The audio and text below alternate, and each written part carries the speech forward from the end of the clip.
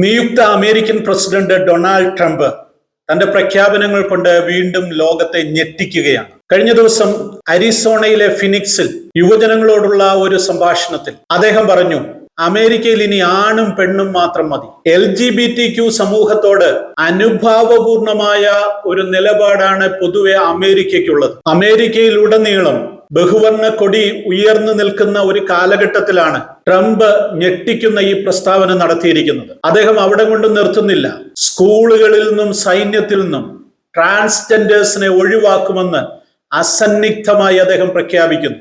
പൊതുവെ അമേരിക്കൻ യാഥാസ്ഥിക ക്രൈസ്തവ സമൂഹത്തിന് ഉൾക്കൊള്ളുവാൻ സാധിക്കാത്ത ഒരു കാര്യമായിരുന്നു ഗേ ലെസ്ബിയൻ വിവാഹങ്ങളും ട്രാൻസ്ജെൻഡേഴ്സിന് അനുകൂലമായ മനോഭാവവും ഒക്കെ. എന്നാൽ ദീർഘവർഷങ്ങളിലെ പോരാട്ടങ്ങളിലൂടെയും കോടതികളുടെ ഇടപെടലുകളിലൂടെയും പൊതുസമൂഹത്തിൽ LGBTQ സമൂഹത്തോട് അനുഭാവപൂർണമായ ഒരു നിലപാടും അവർക്ക് അനുകൂലമായ ചിന്തകളും രൂഢമൂലമായി എന്നുള്ളതാണ് യാഥാർത്ഥ്യം. ഇന്ന് അമേരിക്കയിൽ ഏത് പട്ടണത്തിൽ ചെന്നാലും ഉയർന്നു പാറുന്ന ബഹുവർണ്ണ കൊടി നമുക്ക് കാണാം.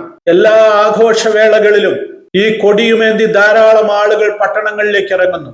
ലൈംഗിക അരാജകത്വത്തിന്റെ ആഘോഷരാവുകൾ അവർ സൃഷ്ടിക്കുന്നു. ഇതിന് അനുകൂലമായ ഒരു മനോഭാവവും ചിന്തയും പൊതുസമൂഹത്തിൽ വ്യാപകമാകുന്നു. എന്തിനേറെ പറയുന്നു, ക്രൈസ്തവ സഭകളിൽ പലതും പോലും ഈ LGBTQ ആശയങ്ങളോട് താല്പര്യം പ്രകടിപ്പിക്കുന്നു. അവർക്ക് അനുകൂലമായ നിലപാടുകൾ എടുക്കുന്നു. ആരാധനകൾ, വിവാഹ ചടങ്ങുകളൊക്കെ അവർക്ക് വേണ്ടി നടത്തി കൊടുക്കുന്നു. അമേരിക്കയിലെ രണ്ട് രാഷ്ട്രീയ പാർട്ടികളിൽ ഡെമോക്രാറ്റുകൾ എപ്പോഴും ഈ LGBT സമൂഹത്തോട് കൂടുതൽ താല്പര്യത്തോടെ ഇടപെടുകയും അവർക്ക് അനുകൂലമായ നിലപാടുകളും നിയമങ്ങളും നടപ്പിലാക്കുകയും ചെയ്യുന്നവരാണ്. എന്നാൽ റിപ്പബ്ലിക്കൻസ്, അതായത് ട്രംപ് പ്രതിനിധാനം ചെയ്യുന്ന രാഷ്ട്രീയ പാർട്ടി, യാഥാസ്ഥിക ക്രൈസ്തവർക്ക് കൂടുതൽ സ്വാധീനമുള്ള ആ പാർട്ടി പലപ്പോഴും ഇത്തരം നിലപാടുകൾക്കെതിരായാണ് നിലകൊള്ളുന്നത്. പ്രത്യേകിച്ച് ഗർഭഛിദ്രം പോലെയുള്ള വിഷയങ്ങളിൽ ശക്തമായ നിലപാടുകൾ അവർ കൈക്കൊള്ളുന്നു. അത് അവരുടെ രാഷ്ട്രീയ വിജയങ്ങളെയും പരാജയങ്ങളെയും നിർണയിക്കത്തക്ക നിലയിൽ അമേരിക്കയിൽ ചർച്ചയാക്കപ്പെടുകയും ചെയ്യാറുണ്ട്. എന്നാൽ ഇപ്പോൾ പൊതുസമൂഹം LGBTQ സമൂഹത്തോട് അനുഭാവപൂർണമായ നിലപാടുകൾ കൈക്കൊണ്ട് നിൽക്കുന്ന ഒരു കാലഘട്ടത്തിൽ, എല്ലാ പൊതു ഇടങ്ങളിലും വലിയ അംഗീകാരവും പ്രാധാന്യവും അവർക്ക് ലഭിക്കുന്ന ഒരു കാലഘട്ടത്തിൽ ഡൊണാൾഡ് ട്രംപ് നടത്തിയിരിക്കുന്ന ഈ പ്രഖ്യാപനം സത്യത്തിൽ ലോകത്തെ തന്നെ ഞെട്ടിച്ചിരിക്കുകയാണ്.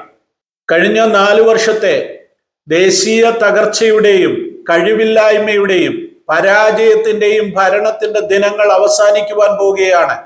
ജനുവരി 20 മുതൽ ഒരു പുതുയുഗം ഉദയം ചെയ്യുകയാണെന്ന് പ്രഖ്യാപിച്ചുകൊണ്ട് നിരവധി പ്രഖ്യാപനങ്ങളാണ് ട്രംപ് കഴിഞ്ഞ ദിവസം നടത്തിയത്. സമാധാനത്തിന്റെയും സമൃദ്ധിയുടെയും ദേശീയ മഹത്വത്തിന്റെയും ഒരു പുതുയുഗം ഞാൻ സൃഷ്ടിക്കും. ഇതാണ് ട്രംപിന്റെ പ്രഖ്യാപനം. കുടിയേറ്റ കുറ്റകൃത്യങ്ങളും മയക്കുമരുന്ന് മാഫിയകളെയും അമർച്ച ചെയ്യുമെന്ന് അദ്ദേഹം പ്രഖ്യാപിക്കുന്നു. മയക്കുമരുന്ന് രാജ്യത്തേക്ക് കടത്തുന്ന സംഘങ്ങളെ ഭീകര സംഘടനകളായി പ്രഖ്യാപിച്ച് ഉന്മൂലനം ചെയ്യുമെന്നും ട്രംപ് പറയുന്നു. മാത്രവുമല്ല, മിഡിൽ ഈസ്റ്റിലെ അരാജകത്വം അവസാനിപ്പിക്കും, ഉക്രൈൻ യുദ്ധത്തിന് അവസാനമുണ്ടാക്കും, 3ാം ലോക മഹായുദ്ധത്തിലേക്ക് പോകാതെ ലോകത്തെ പരിരക്ഷിക്കും തുടങ്ങിയ പ്രഖ്യാപനങ്ങളും ഇതോടൊപ്പം ട്രംപ് നടത്തിയിരിക്കുന്നു. LGBTQ വിഷയത്തിൽ അമേരിക്കൻ സഭകളുടെ നിലപാട് വളരെ വിചിത്രമാണ് എന്നുകൂടെ ഈ കൂട്ടത്തിൽ പറയേണ്ടിയിരിക്കുന്നു. അതിനു മുൻപായിട്ട്, എന്താണ് LGBTQ എന്ന ചുരുക്കെഴുത്ത് അർത്ഥമാക്കുന്നത്? L എന്നത് ലെസ്ബിയൻ എന്ന വാക്കാണ്. ഒരു സ്ത്രീക്ക് മറ്റൊരു സ്ത്രീയോട് അനുരാഗമോ ലൈംഗിക താല്പര്യമോ ഉണ്ടാകുന്നതിനെയാണ് ലെസ്ബിയൻ എന്ന വാക്കുകൊണ്ട് അർത്ഥമാക്കുന്നത്. G എന്നത് ഗേ, അതായത് പുരുഷന്മാർക്ക് പുരുഷനോട് താല്പര്യം തോന്നുന്നതിനെയാണ് ഗേ എന്ന വാക്കുകൊണ്ട് അർത്ഥമാക്കുന്നത്. ഇനി B, ബൈസെക്ഷൽ, അതായത് ഒരു വ്യക്തിക്ക് പുരുഷനോടും സ്ത്രീയോടും ലൈംഗിക അഭിനിവേശം ഉണ്ടാകുന്നതിനെ ബൈസെക്ഷൽ എന്ന വാക്കുകൊണ്ട് അർത്ഥമാക്കുന്നു. 4ാമത്തേത് ട്രാൻസ്ജെൻഡർ, T, അതായത് ജനന സമയത്ത് ലിംഗഭേദമില്ലാതെ ജനിച്ചു വളർത്തപ്പെടുന്നവരാണ് ട്രാൻസ്ജെൻഡേഴ്സ് ആയി അറിയപ്പെടുന്നത്. LGBTQയിലെ അവസാന അക്ഷരമായ Q, ക്വീർ എന്ന വാക്കാണ്. അതായത് തങ്ങളുടെ ലൈംഗിക അഭിനിവേശം ഏത് സമൂഹത്തോടെന്ന് ഇതുവരെ തിരിച്ചറിയാൻ പറ്റാത്തവരെയാണ് ആ വാക്കുകൊണ്ട് അർത്ഥമാക്കുന്നത്. ഇനി ഇതൊന്നുമല്ലാതെയും പുതിയ വാക്കുകൾ ഇതിനോട് ആഡ് ചെയ്ത് ഈ സമീപകാലത്ത് വന്നിട്ടുണ്ട്. IA, 2S+ തുടങ്ങിയ അക്ഷരങ്ങളും അക്കങ്ങളും ഒക്കെ ഉപയോഗിച്ച് ചില സമൂഹങ്ങളെ കൂടി ഉൾപ്പെടുത്തിയിട്ടുണ്ട് സമീപകാലത്ത്. ഇനി സഭകളുടെ നിലപാടുകളിലേക്ക് വന്നാൽ, പരമ്പരാഗതമായ പല ക്രൈസ്തവ സഭകളും ഇന്ന് സ്വവർഗ വിവാഹം അനുവദിക്കുന്ന സഭകളായി മാറ്റപ്പെട്ടിരിക്കുന്നു. എന്നാൽ കത്തോലിക്ക സഭയും പ്രോട്ടസ്റ്റന്റ് സഭകളും മുൻനിരയിലുള്ള പെന്തക്കോസ്ത് സഭകളുമൊന്നും സ്വവർഗ വിവാഹത്തെ അംഗീകരിച്ചിട്ടില്ല.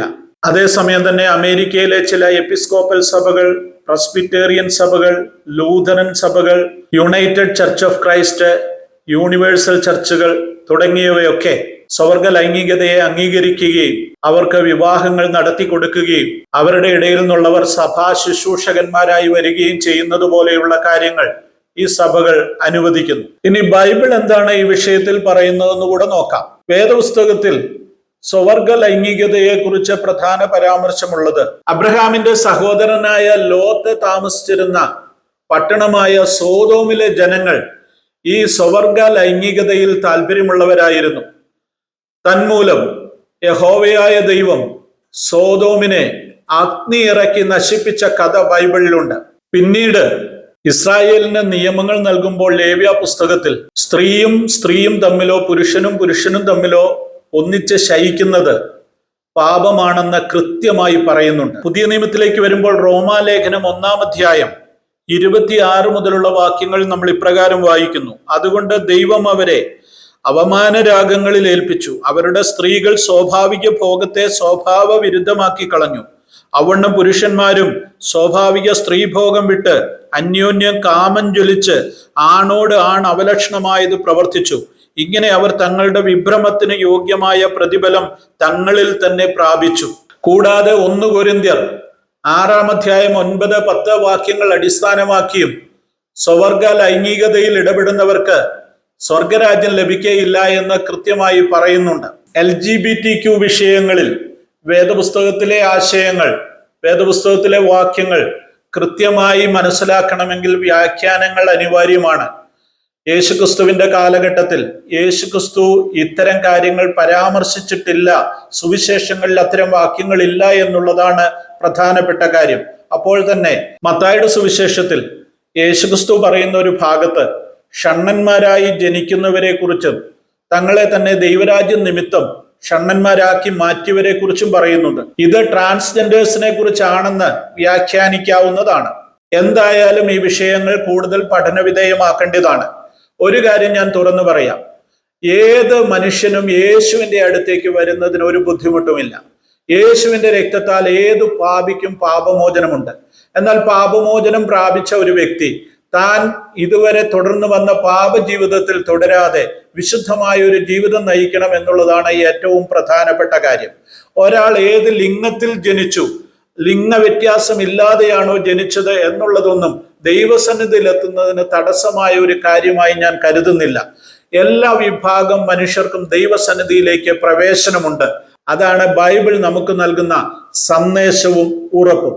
അപ്പോൾ തന്നെ LGBTQ എന്ന പേരിൽ നടക്കുന്ന ഈ ആഭാസ കാഴ്ചകൾ തികച്ചും അധാർമികമാണ് എന്ന് പറയേണ്ടിയിരിക്കുന്നു.